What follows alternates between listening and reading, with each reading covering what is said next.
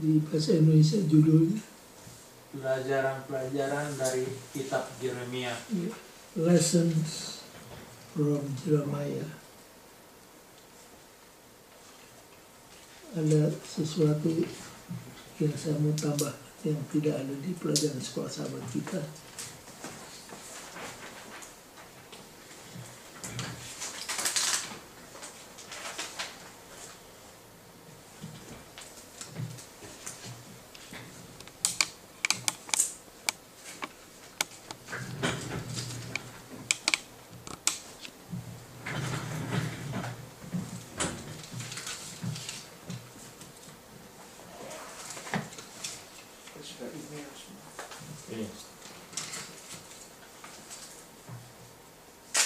Ada profesor yang mempelajari Yeremia begitu mendalam. Dia katakan Yeremia adalah seorang nabi dengan broken hearted, dan dia menulis broken records, dan begitu broken katanya sampai buku Yeremia yang 52 pasal itu tidak tersusun secara kronologis.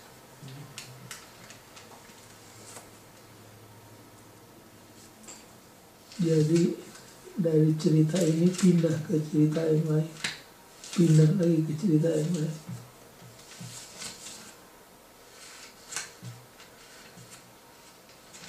Sehingga susah sekali mau dicari pasal mana mengikuti pasal yang mana, itu hampir-hampir tidak bisa diidentifikasi. Jadi buku Yeremia yang 52 pasal itu tidak kronologikal.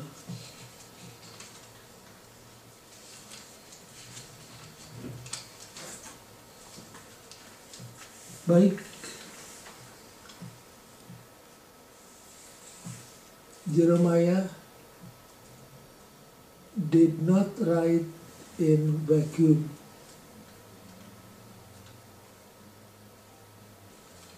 Apa maksudnya?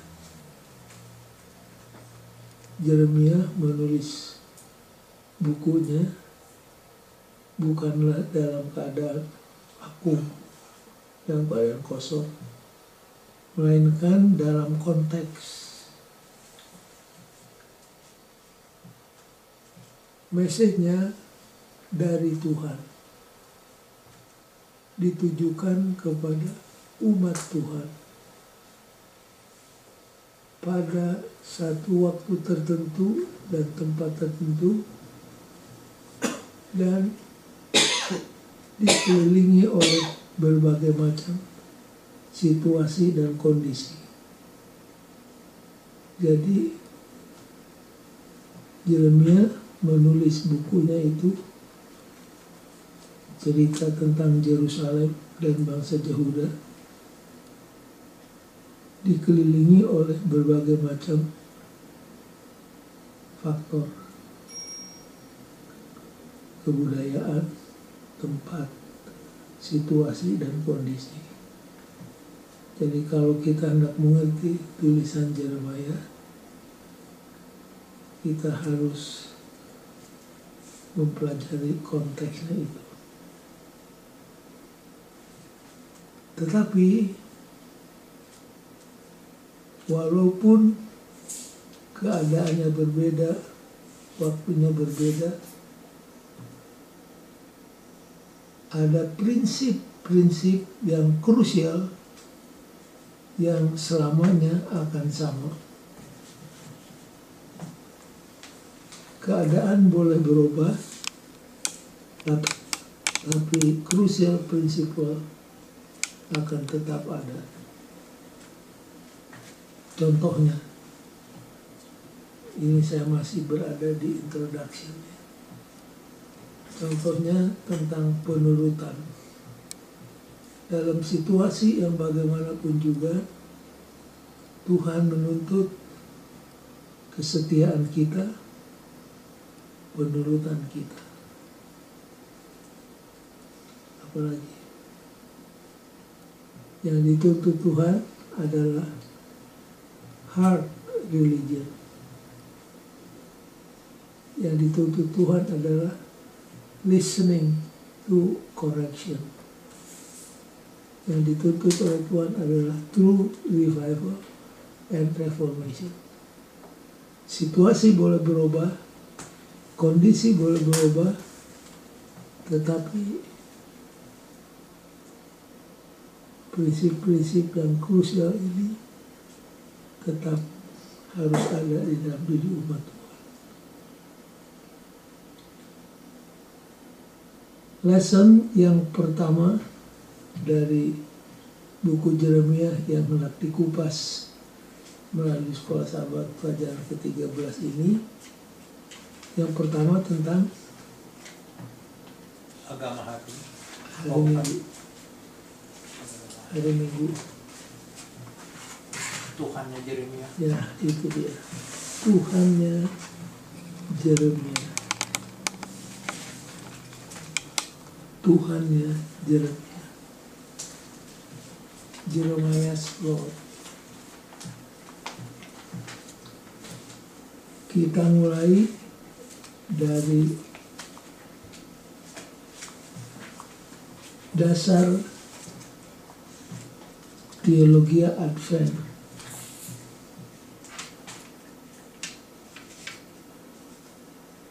Theological Foundation Gereja Advent.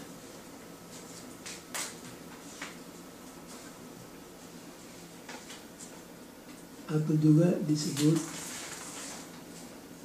the overarching theme of the Bible. Alkitab ini berisi banyak tema-tema, pokok-pokok pemikiran. Tetapi ada satu tema yang overarching. Overarching itu menyeluruh. Overarching itu artinya tema dasar dari Alkitab. Nah, tema dasar ini, overarching theme of the Bible, tidak terlihat oleh banyak orang Kristen. Sehingga banyak orang Kristen lain miss the overarching theme of the Bible. Tema dasar, tema yang mengikat seluruh Alkitab, buat gereja Advent disebut apa? The Great Controversy. Itu dia, The Great Controversy. Jangan pernah selalu lupakan, itulah basic theological proposition gereja Advent berdasarkan Alkitab. Jadi kalau gereja lain teologianya mulai dari Kejadian 1 ayat 1. In the beginning God created the heavens and the earth. Banyak yang mulai dari situ. Tapi kita gereja Advent mulai dari mana? Perangan di surga. Ayatnya jangan sampai lupa. Wahyu 13. Bukan. Jangan sampai lupa, ini ayat 12. ayat Wahyu 12 ayat 17. 17. Isinya bagaimana?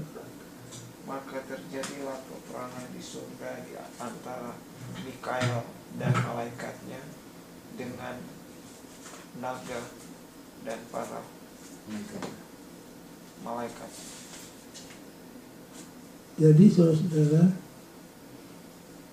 kalau gereja-gereja lain mulai dari Kejadian 1 ayat 1, kita mulai lebih ke belakang. Sebelum kejadian bumi ini telah terjadi apa?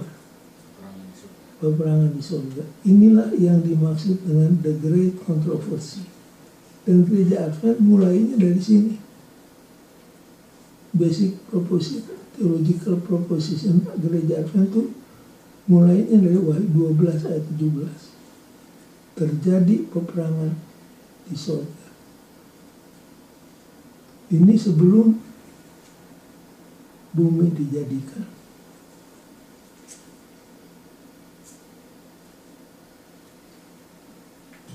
Inilah yang disebut the great controversy.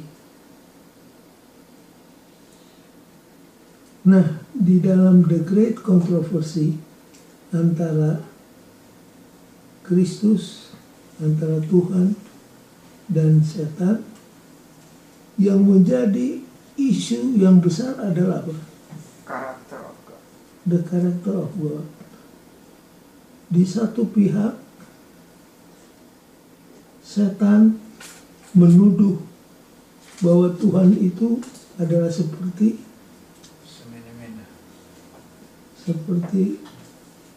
berlaku semena-mena. Maunya dia, cuma dia punya mau. Tuhan itu Tuhan yang exacting, diktator yang kejam. Kalau saudara baca Roh Nubuat, setan itu berkata, kalau dia diberi kesempatan untuk memerintah bumi ini, administrasinya, pemerintahannya akan lebih baik daripada yang ada sekarang ini. Jadi itulah yang dihembuskan oleh iblis ke seluruh jagat raya ini, bahwa Tuhan adalah Tuhan yang kejam, Tuhan yang maunya menuntut dari makhluk. Setan ingin menjadi sama seperti Tuhan dalam apa? Power. Dalam power, bukan dalam tabiat. Jadi isu dalam the great controversy adalah character of God. Itulah sebabnya Kristus datang ke dunia ini. Dan ada dua kepentingan yang harus kita ingat. Untuk apa Tuhan menjelma jadi manusia, turun ke bumi, hidup, mati, dan seterusnya. Untuk apa? Menyelamatkan manusia. Itu nomor 2. Nomor satu yang lebih. Ya.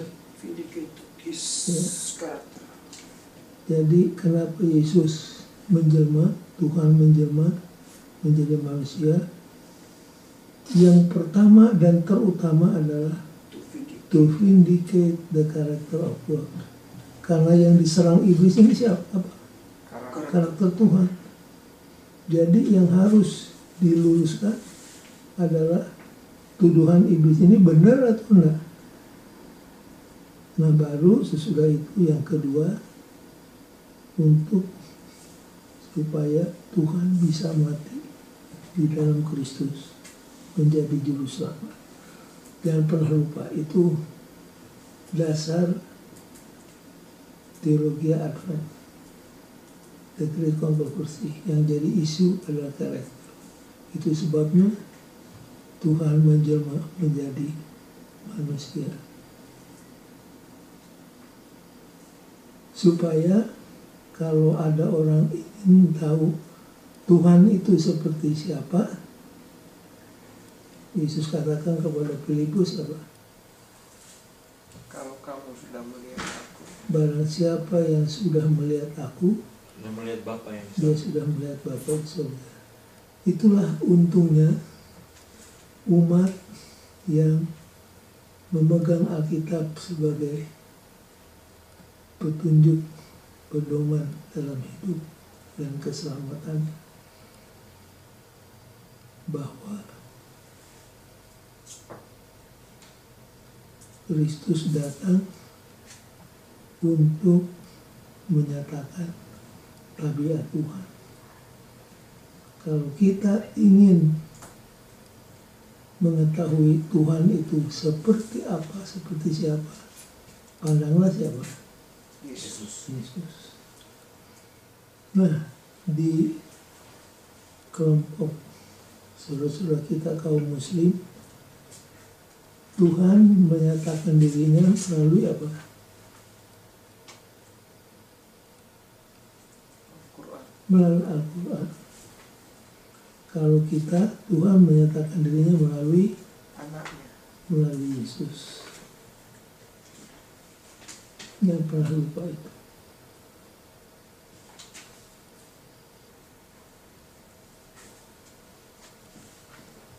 Dan the nature, character of God are revealed in the following text. Coba kita baca, nggak usah semuanya, kita ambil samplingnya aja.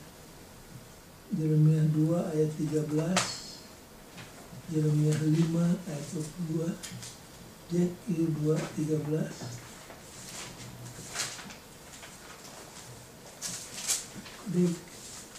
Yeremia 5 ayat 22.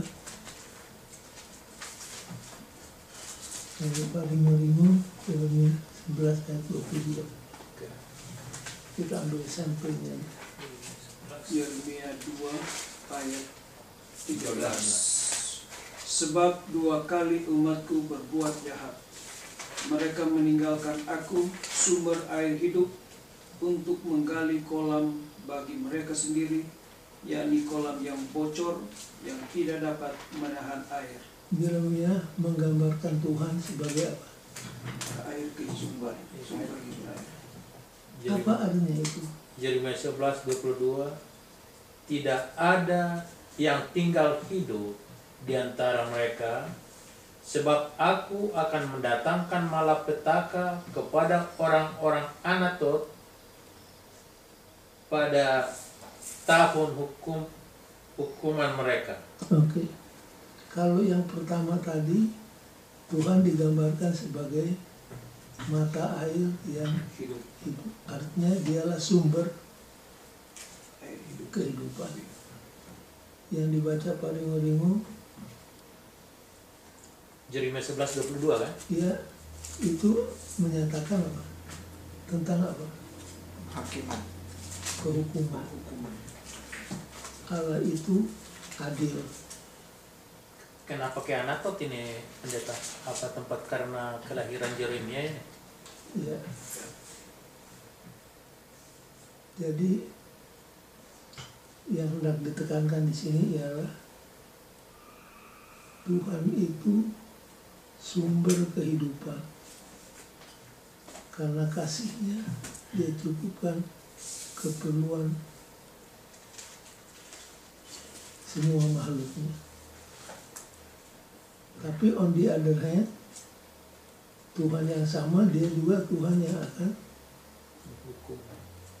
menghukum.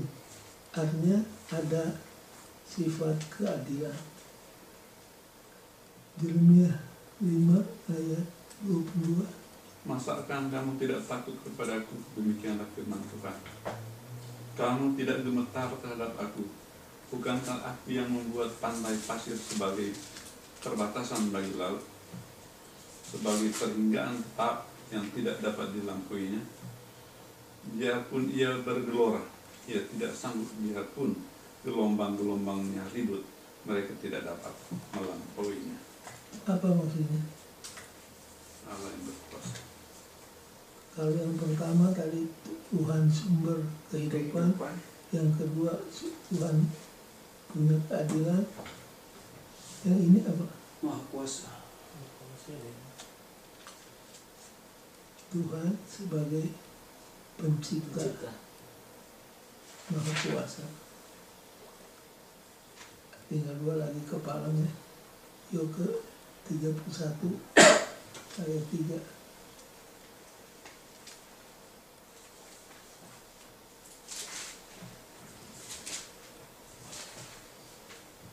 Yeremia 31 ayat 3. Dari jauh Tuhan menampakkan diri kepadanya. Aku mengasihi engkau dengan kasih yang kekal. Sebab itu aku melanjutkan kasih setiaku kepadamu. Allah itu apa? Pengasih. Kasih. Makasih. Yeremia 3 ayat 7. Setelah Pikirku, sesudah melakukan semuanya ini, ia akan kembali kepadaku. Tetapi ia tidak kembali. Hal itu telah dilihat oleh Yehuda, saudaranya perempuan yang tidak setia.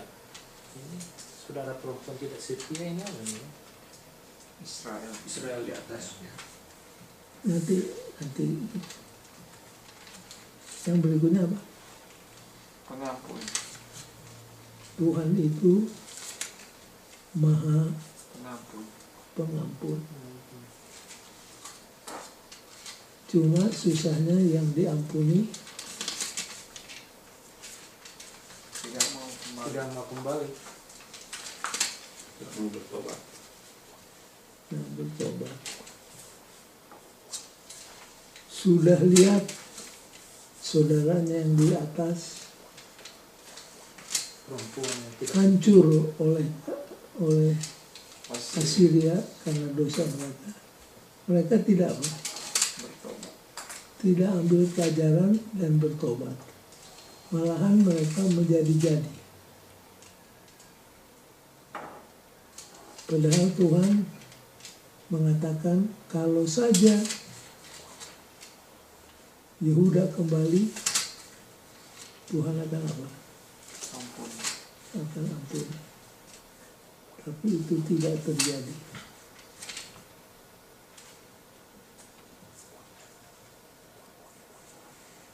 Kalau orang Yahudi, konsep Tuhannya, Tuhan itu bagaimana?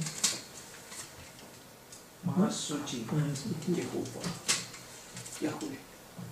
Kalau Islam, Tuhan itu Maha besar. Maha besar. Tapi kita, gereja Advent, kita percaya Tuhan itu Maha suci. Kita ajarkan Tuhan itu Maha besar, Maha kuasa. Tapi above all, Tuhan itu Maha kasih. Maha kasih. Jangan pernah lupa itu. Jadi yang ditekankan oleh gereja Advent berdasarkan Alkitab, Tuhan itu Maha kasih.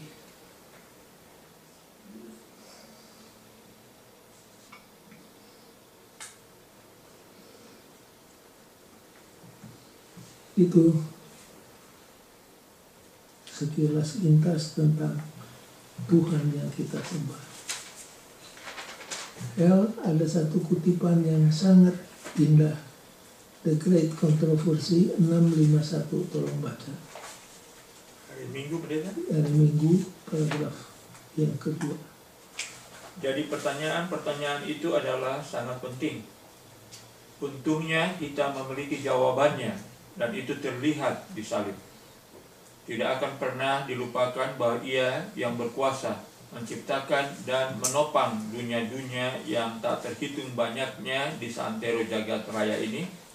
Allah yang maha kuasa, penguasa surga, Ia yang dipuja oleh kerub dan serapim, yang bersinar dengan sukacita, merendahkan dirinya untuk mengangkat manusia yang jatuh, yang menanggung kejahatan dan kehinaan dosa, dan wajah Bapanya yang disembunyikannya, hingga kutukan dunia yang hilang ini meremukkan hatinya, dan menyerahkan hidupnya mati di salib Golgota. Bapa pencipta segala dunia, penentu semua tujuan, harus mengesampingkan kemuliaannya dan merendahkan dirinya kepada manusia, akan selalu membangkitkan keheranan dan kekaguman alam semesta. Kalau kita pelajari Alkitab yang berisi The Great Controversy itu, kita dapati ada dua misteris, dua rahasia yang selama kita hidup di dunia kita tidak akan mengerti sepenuhnya. Satu, the mystery of godliness, rahasia keilahian. Yang kedua, the mystery of Redemption. Penjelmaan. of iniquity. Satu, mystery of godliness, rahasia bagaimana yang namanya Tuhan menjelma jadi manusia. Itu adalah misteri yang tidak bisa kita mengerti sepenuhnya selama kita di dunia. Misteri yang kedua, mystery of iniquity, rahasia durhaka. Rahasia durhaka adalah manusia atau makhluk ingin menjadi seperti Tuhan. Tuhan. Jadi terbalik. Kalau mystery of godliness, Tuhan menjelma jadi manusia. Kalau mystery of iniquity, rahasia durhaka, makhluk ingin menjadi Seperti Tuhan. seperti Tuhan.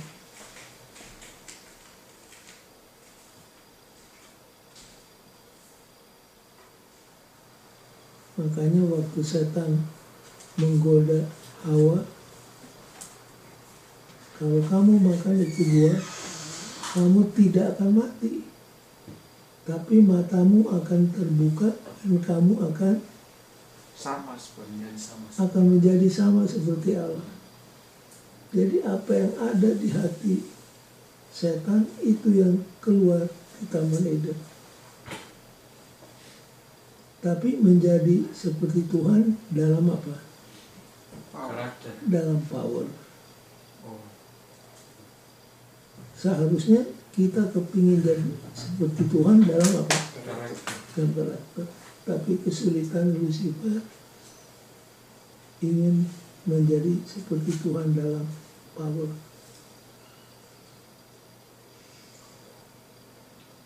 Baik, itu lesson yang pertama, sifat Tuhan. Yang kedua, pelajaran tentang apa bahasa Indonesia? Ritual dan dosa. Rituals and sin. Apa itu ritual? Upacara agama. Acara ibadah.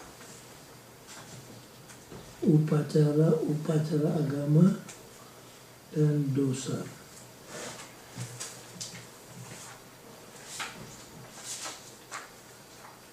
Apa yang menjadi salah satu problema dari para pemimpin, imam-imam, nabi-nabi yang palsu di zaman Yeremia? Apa yang mereka selalu bangga-banggakan?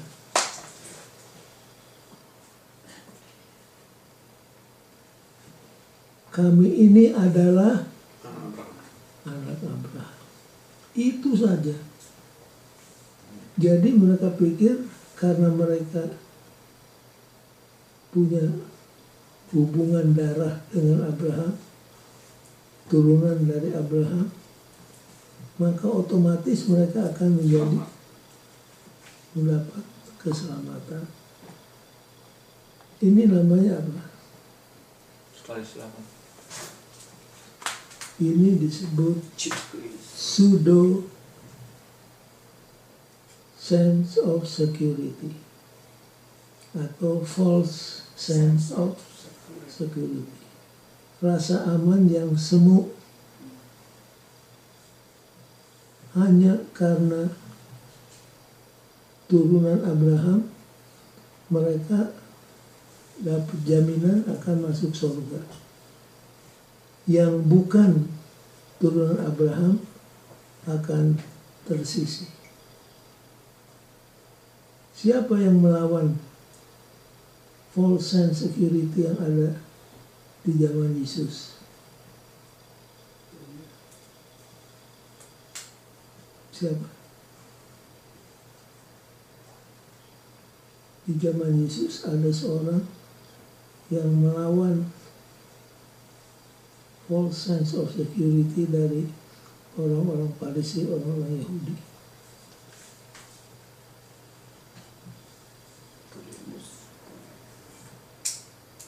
Bukan Paulus pendeta? Bukan di zaman Yesus. Petrus, Yohanes Pembaptis. Apa dia bilang?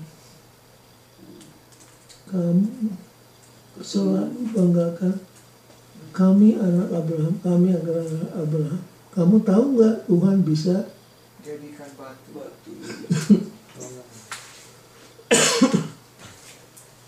Tuhan bisa jadikan anak Abraham dari apa? Itu kalau Yohanes Pembaptis ngomong ceplos-ceplos, berani aja.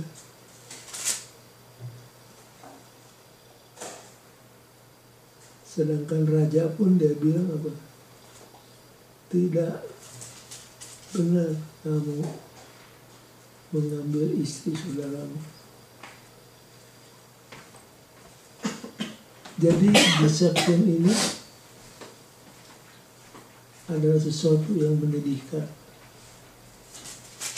Jadi false sense of security. Pelajarannya, kita umat Advent jangan merasa mentang-mentang cap kita Advent, kita akan apa? Masuk surga. Jangan take for granted.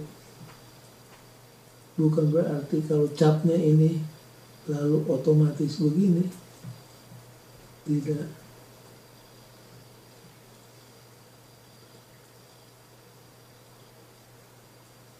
Jadi kalau demikian, yang dibutuhkan dari kita adalah apa?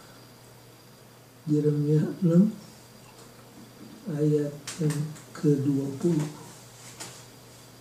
dan pasal 7 ayat 1 sampai 10. Coba dibaca Yeremia 6 ayat 20. Apa gunanya bagiku kamu bawa kemenyan dari Sheba dan tebu yang baik dari negeri yang jauh? Aku tidak berkenan kepada korban-korban bakaranmu dan korban-korban sembelihanmu itu. Sembelihanmu tidak menyenangkan hatiku.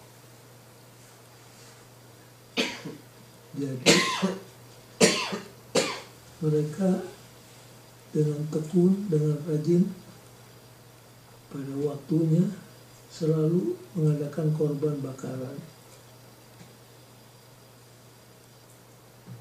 Tetapi on the other hand, mereka melakukan apa? Kejahatan.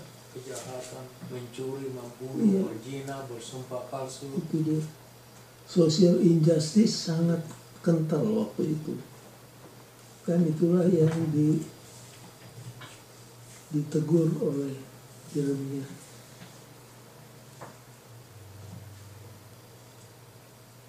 Jadi mereka beragama, tapi agama itu hanya merupakan apa? Kulit luar. Kulit luar, topeng. Mereka itu seperti apa, Heng? Seperti kubur yang kubur ditaburnya cat putih. putih. Nah, yang ada di atas pohon. Bunglon. Bukan. Yang satu lagi. Pak Dengo pasti tahu si Hapor Soduk. Oh, pre-mantis. Dengo tahu kan? Iya. Si Hapor Soduk. Itu belalang kelihatannya selalu seperti lagi berdoa. Berdoa tunduk. Di mana-mana bentuknya lagi lipat tangan. Padahal menurut para ahli insek, Siap menangkap. dia sedang siap untuk membunuh mangsanya. Dan menurut penyelidikan, si Haplosoduk ini adalah the most cannibalistic among the Insect. Dari antara insek itu, yang paling kanibal adalah praying mantis. Kelihatannya sementara berdoa, padahal dia sedang siap untuk menerkam. Inilah orang Farisi. Di luar dia cerca Yesus, kamu melanggar sabat. Tapi pada saat yang sama, di hati mereka sedang plot untuk bunuh siapa? Yes. Yesus.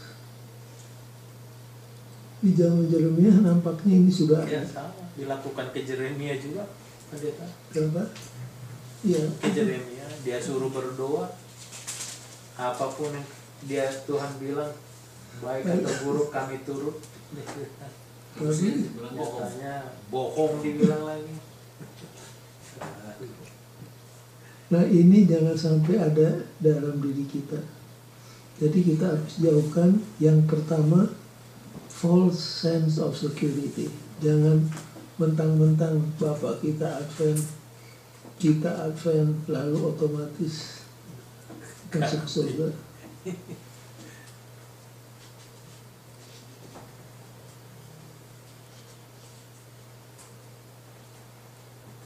Kemudian di sana disinggung tentang cheap grace. Cheap grace. Coba baca dulu Yeremia 7 ayat 9 dan 10. Yeremia 7 ayat 9 dan 10. Yeremia 7. Masakan kamu mencuri, membunuh, berzinah, dan bersumpah palsu, membakar korban kepada Baal, dan mengikuti Allah lain yang tidak kamu kenal. Kemudian kamu datang berdiri di hadapanku di rumah yang atasnya namaku diserukan sambil berkata, kita selamat, supaya dapat pula melakukan segala perbuatan yang keji.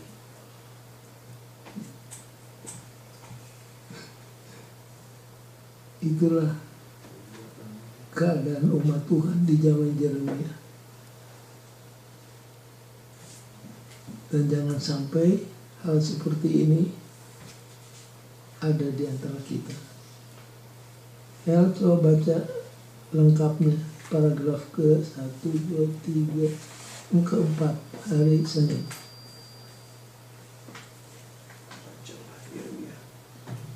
Bacalah Yeremia 7 ayat 9 dan 10.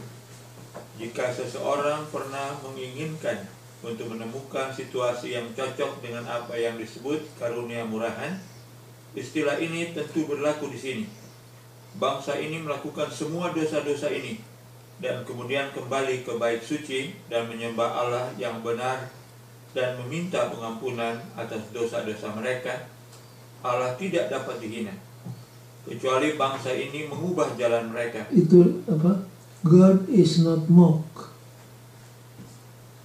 Khususnya bagaimana mereka memperlakukan yang lemah di antara mereka, mereka akan menghadapi penghakiman yang keras. Terus Betapa mereka berada di bawah penipuan hebat, yakni keyakinan bahwa agama mereka yang terorganisasi serta ritual-ritualnya yang cukup untuk menutupi dosa-dosa mereka, agar mereka dapat terus berada dalam dosa-dosa itu. jadi dosa dicoba ditutupi oleh apa? Ritual-ritual agama. Ritual agama. Sering terjadi itu, pendeta. Betul. Surya Dharma itu menteri agama, malah nipu, udah masuk penjara sekarang. Menteri apa? Agama Menteri agama. udah masuk. Zaman SBY. Jadi untuk jatah-jatah haji itu dikasih saudara-saudara. Ya begitulah. Kalau menteri lain masih mendingan. Makanya kata saya kutip Al-Quran, kelakuan nipu. Lesson yang ketiga, agama apa? Religion of the heart. Agama hati. Kalau disebut agama hati, lawan kata dari ini adalah apa?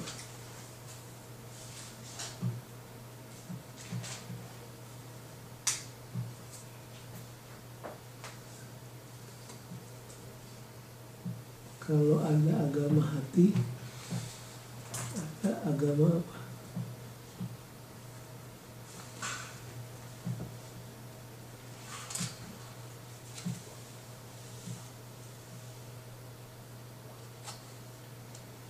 Agama hati itu agama yang gimana?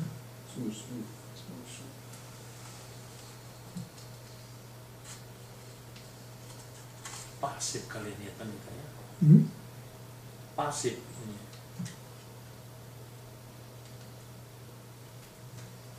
Agama hati.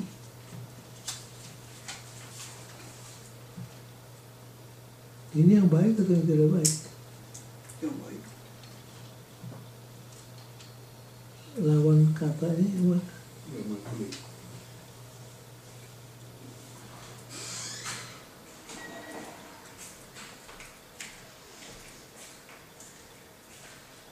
Di Alkitab istilahnya apa?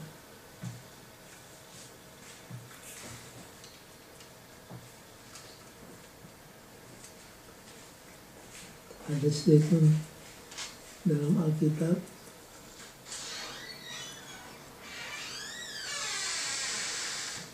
koyakanlah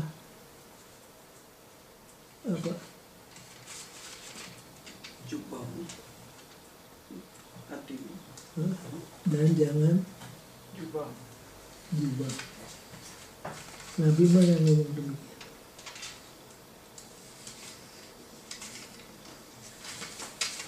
Ada yang ingat?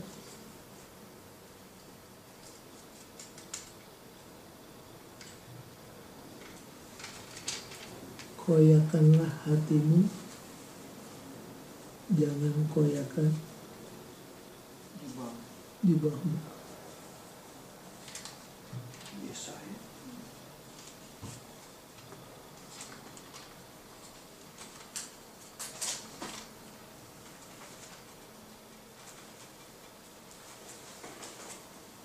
Jadi agama yang mengoyakkan jubah itu agama yang begini.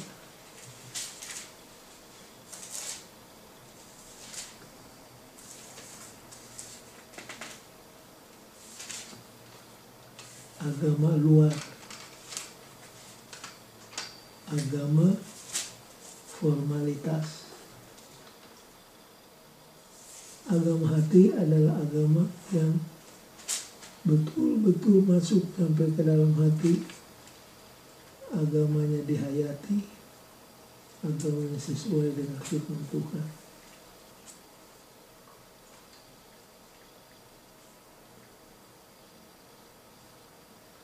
Di zaman Yesus terulang kembali. Orang-orang yang mengaku umat Tuhan, mereka beragama, tapi agamanya hanya di kulit.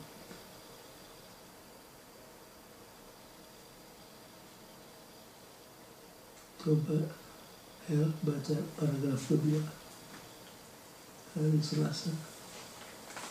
Tentunya itu sama dengan perjanjian baru, di mana berkali-kali gereja dipahami dalam suasana kerjasama.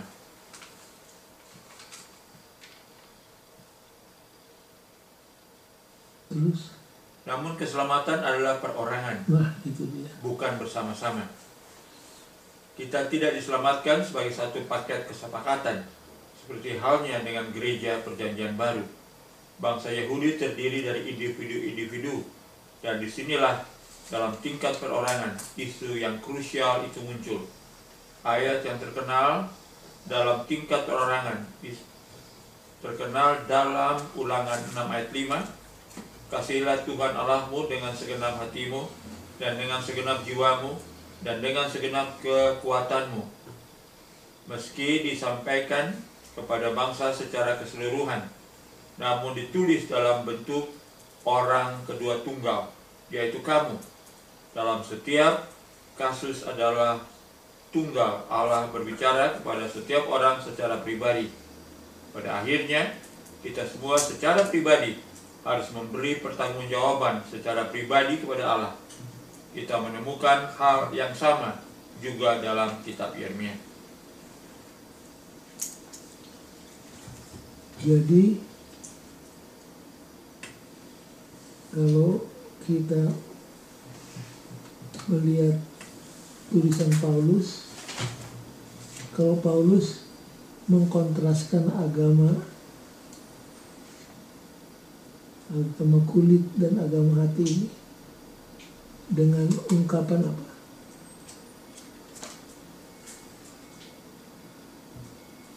Masih ingat? Adapun Yahudi yang asli itu adalah, coba buka Roma.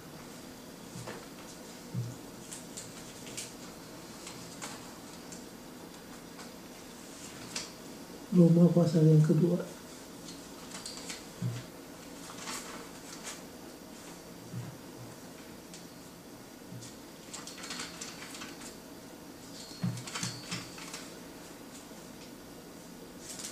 Roma 2 ayat 28 dan 29.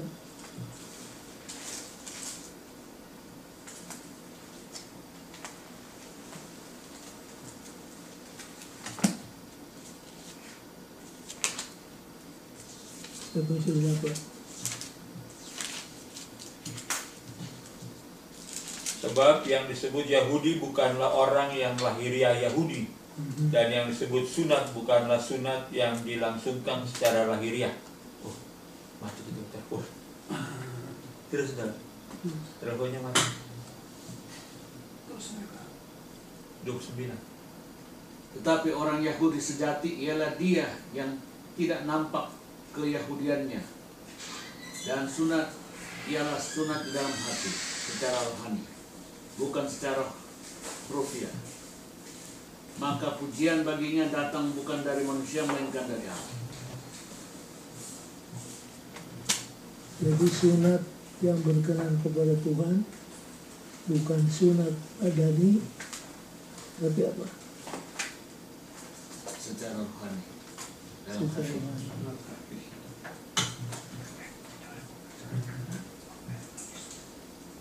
Jadi artinya agama itu harus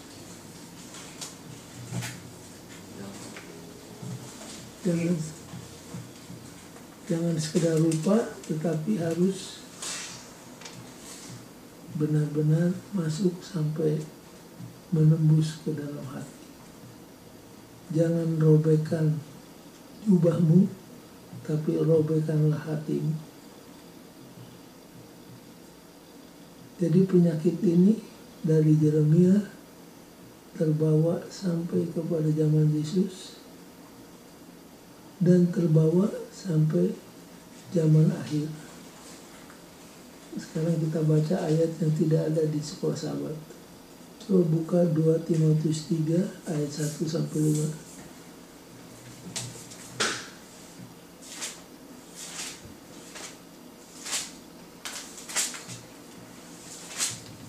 2 Timotius pasal 3 ayat 1 sampai ayat 5. Keadaan manusia pada akhir zaman. Ketahuilah bahwa pada hari-hari terakhir akan datang masa yang sukar. Manusia akan mencintai dirinya sendiri dan menjadi hamba uang. Oke. Coba hitung, Heng. 1 apa? Hamba uang, Mencintai diri. cintai diri, Heeh. Hamba uang. Terus Mereka akan membual dan menyombongkan diri. Mereka akan menjadi pemfitnah. Mereka akan berontak terhadap orang tua. dan tidak tahu berterima kasih, tidak mempedulikan agama, tidak tahu mengasihi, tidak mau berdamai, suka menjelekkan orang, tidak dapat mengekang diri, garang, tidak suka yang baik, Ada berapa? 14, 14. Terus suka mengkhianat, 15, tidak berpikir panjang, berlagak tahu, lebih menuruti hawa nafsu daripada menuruti Allah. baik. Ini ada berapa ya? 18, Kalau saya baca, kalau saya 19. 19. Ada 19 dosa yang merajalela. Ya, sama. Ini waktunya di zaman akhir. Di mana ini terjadi yang 19 dosa? Di dalam atau di luar gereja? Dalam gereja.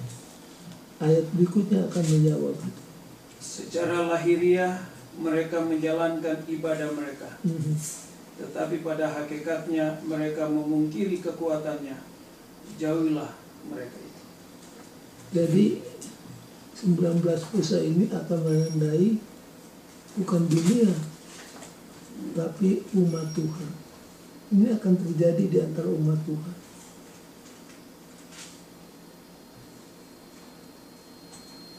Mereka mempunyai bentuk agama, tapi kalau meminjam ungkapan Bung Karno, apinya agama sudah padam. Jadi bentuknya ada, powernya bukan? Tidak ada. Masih ingat cerita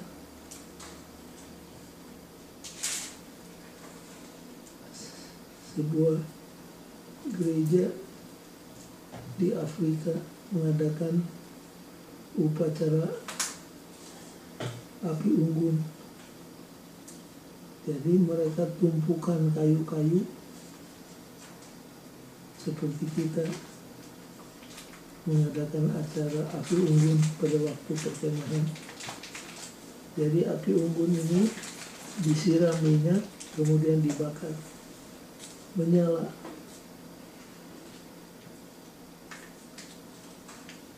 Beberapa waktu kemudian mereka lihat di samping tempat itu ada kayu-kayu disusun, tapi tidak ada apa. Siapa yang bikin itu?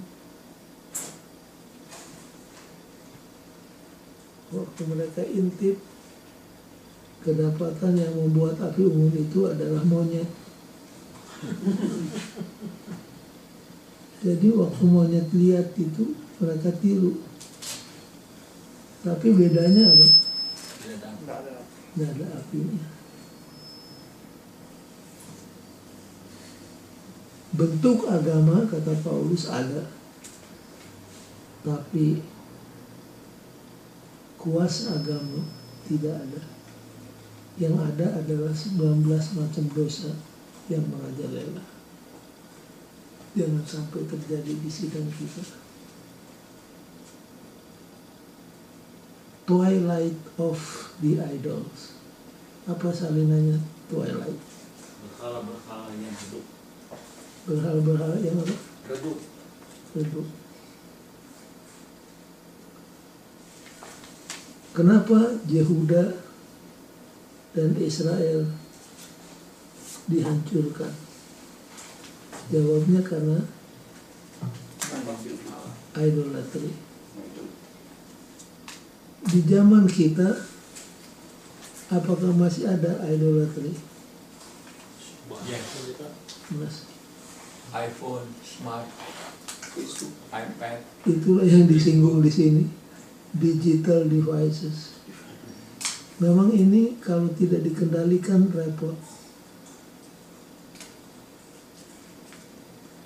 Zaman dulu, kalau ada orang jalan sendirian lalu bicara, dianggap apa? Gila.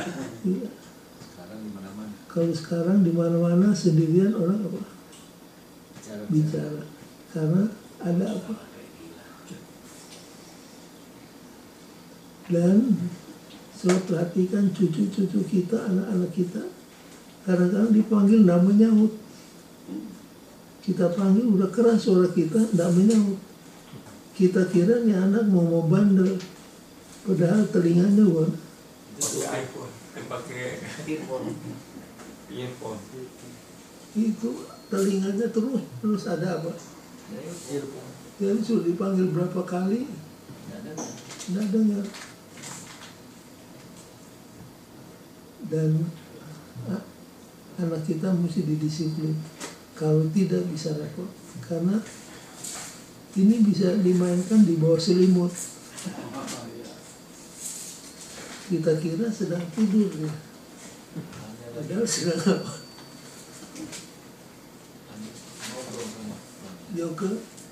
Yuk kenal telepon umur berapa?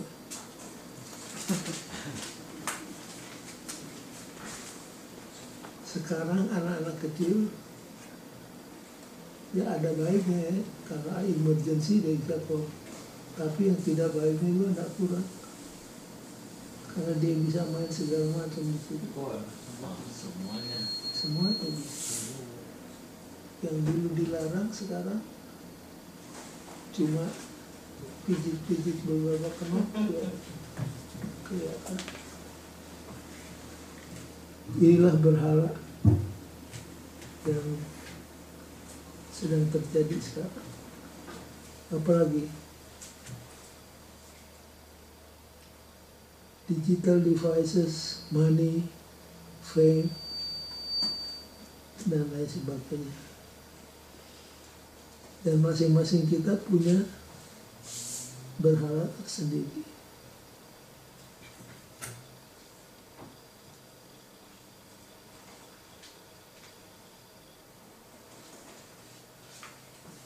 Apa definisi berhala?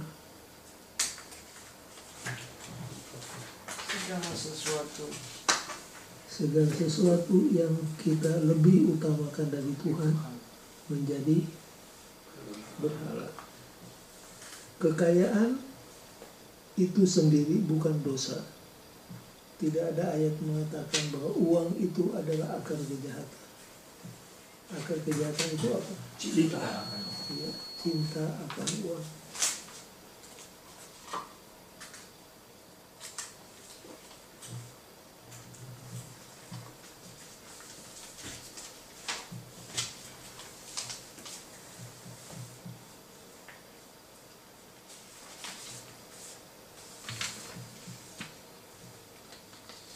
Yang terakhir untuk ini malam adalah tentang the remnant.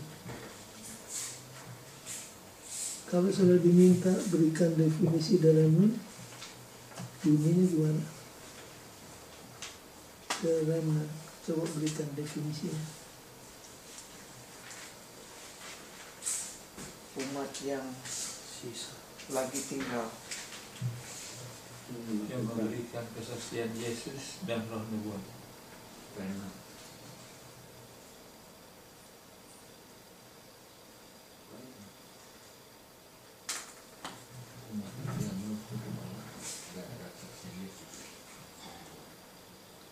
Ada dua yang harus ditekankan kalau bicara tentang remnant. Remnant itu adalah sejumlah kecil dari umat yang tetap setia kepada kebenaran Tuhan pada saat terjadi kemurtadan.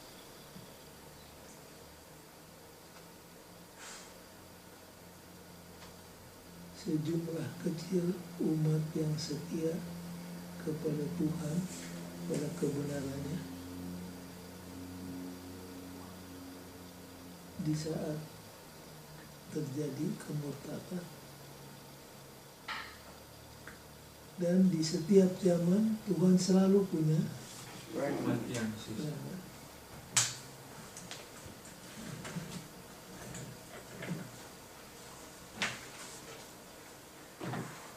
Paulus pernah mengutip cerita tentang Elia.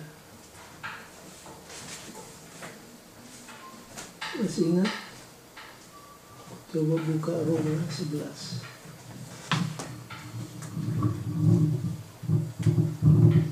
Roma 11.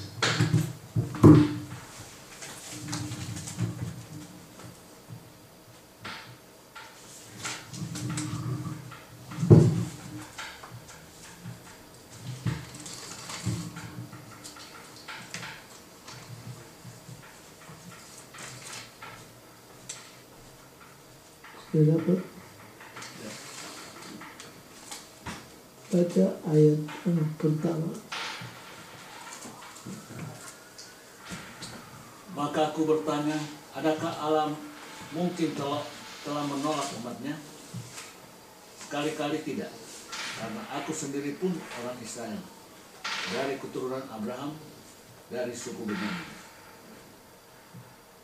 Terus Allah tidak menolak umatnya yang dipilih. Ya. Ataukah kamu tidak tahu apa yang dikatakan kitab suci tentang Elia? nah, dengarkan. Kita terus. Waktu ia mengadukan Israel kepada Allah, Tuhan, nabi-nabimu telah mereka bunuh, mezbah-mezbahmu telah mereka runtuhkan. Hanya aku seorang dirilah yang masih hidup dan mereka ingin mencabut nyawaku. Jadi Elia mengeluh, Tuhan, lihat nabi-nabimu saja sudah dibunuh satu persatu. Mesbah-mesbah kebaktian sudah dihancurkan. Tinggal siapa? Aku sendiri. Tinggal aku. Artinya kalau Elia mati, habislah umat Tuhan. Itu Elia punya pikiran. Tapi Tuhan katakan, tunggu dulu Elia. Baca seterusnya. Tetapi bagaimanakah firman Allah kepadanya? Apa Tuhan bilang? Aku masih meninggalkan 7.000 orang bagiku yang tidak pernah sujud menyembah Baal. Itu disebut apa? Remnant. Jadi remnant itu masih ada yang tidak pernah menyembah Baal, tidak menyembah berhala. Terus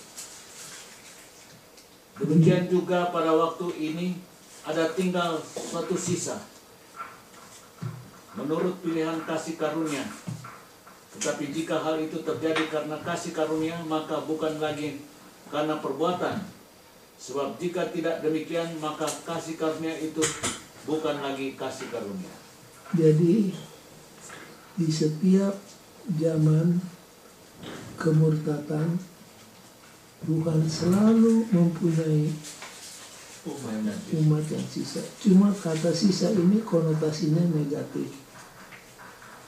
Maka bahasa Indonesia menggantinya dengan Yang lagi tinggal. yang lagi tinggal. Kalau sudah mau tahu remnant, pergi ke toko apa? Kain. Toko kain yang digulung-gulung. Itu kalau sudah tinggal sedikit, gulungan kain itu disebut apa? Remnant. Jadi sudah biasa disebut kata remnant itu yang lagi tinggal. Ya, baca paragraf kedua hari Selasa, hari Jumat, Hari apa pendeta? hari Kamis, paragraf kedua. Bahkan di tengah kemurtatan dan malapetaka yang umum terjadi, Allah selalu memiliki umat yang setia. Garis bawah kata selalu.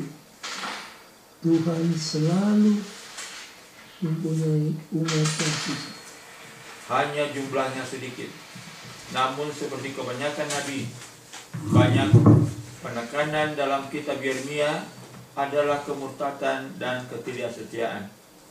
Karena dari situlah Allah menyelamatkan bangsa itu.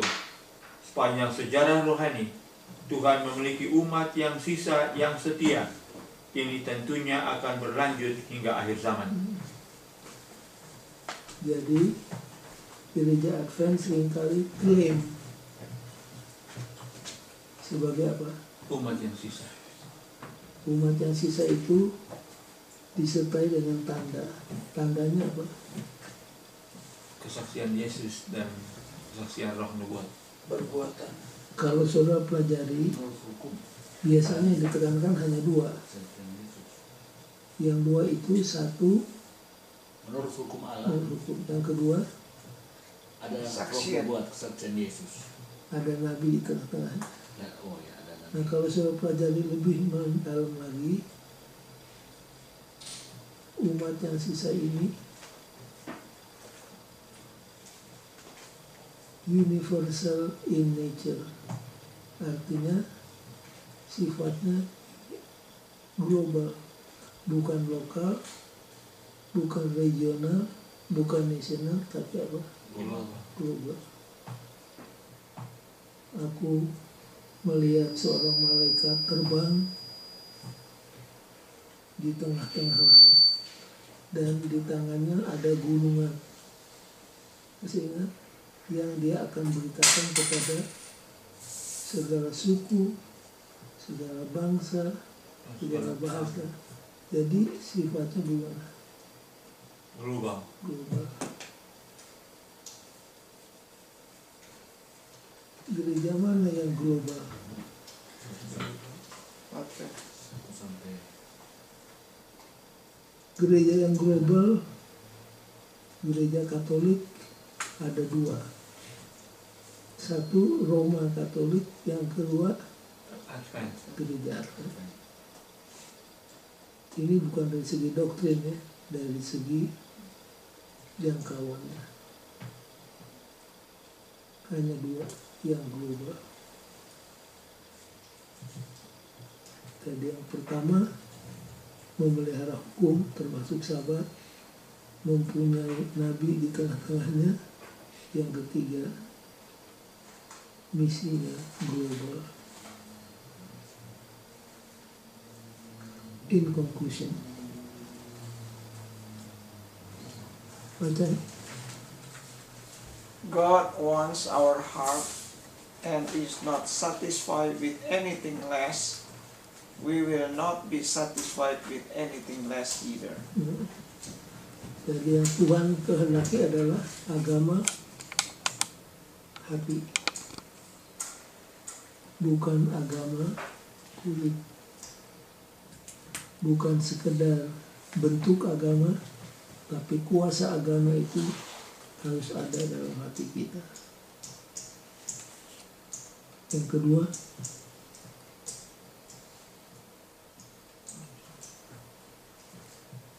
Though both testaments of the Bible talk about the corporate nature of God's church, true faith is a matter of each person, himself making a daily surrender to the Lord, a personal choices to walk in faith and obedience. apa maksudnya? Kalau disederhanakan, kita diselamatkan bukan kelompok demi kelompok, tapi individual. Jadi dengan kata lain, kita tidak bisa membonceng untuk masuk ke surga. Ada seorang pengkhotbah katakan, Tuhan punya banyak anak, tapi tidak punya cucu. Artinya hubungan kita jangan lewat orang tua, harus hubungan Pribadi. Yang ketiga, Amid that prevailing apostasy and doom, God always had the faithful people, however small in number. jadi di tengah-tengah kemurtatan di sepanjang zaman Selalu ada yang setia. selalu ada yang setia walaupun jumlahnya Sedikit. sedikit. Di zaman kita ini kebanyakan manusia ingkar dari kebenaran, tapi Tuhan mempunyai umatnya yang sisa dan gereja Advent bukan dengan rasa sombong, tapi dengan kesungguh-sungguhan berdasarkan Alkitab, merasa bahwa kita lah remnant yang disebutkan dalam Alkitab. Mudah-mudahan kita juga hidup seperti remnant, bukan sekedar mengaku-ngaku remnant, tapi harus hidup seperti remnant, yaitu setia kepada Tuhan sambil menurut kepada hukum-hukum. Baik, apakah ada pertanyaan atau ada buah pikiran tambahan?